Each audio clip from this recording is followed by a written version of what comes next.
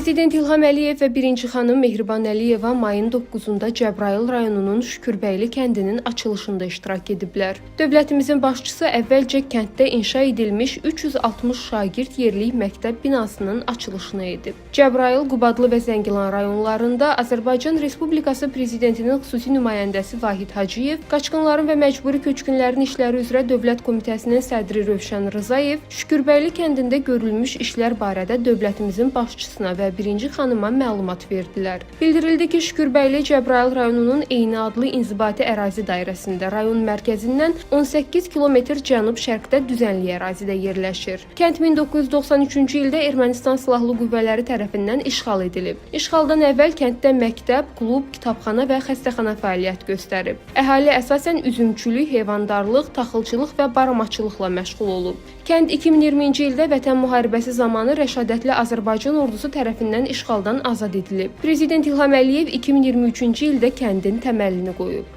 Sonra Elm və Təhsil naziri Emin Əmrullayev məktəbdə yaradılmış şərait barədə dövlətimizin başçısına və birinci xanıma məlumat verdi. Diqqətə çatdırıldı ki, işğaldan azad edilmiş digər ərazilərimizdə istifadəyə verilən yeni məktəblərdə olduğu kimi, bu təhsil müəssisəsində də müəllim və şagirdlər üçün hərtərəfli şərait yaradılıb. Məktəbdə tədrisin yüksək səviyyədə aparılması üçün zəruri fənn kabinetləri, həmçinin fizika, kimya, biologiya laboratoriyaları, informatika, texnologiya, ibtidai hərbi hazırlıq sinifləri var.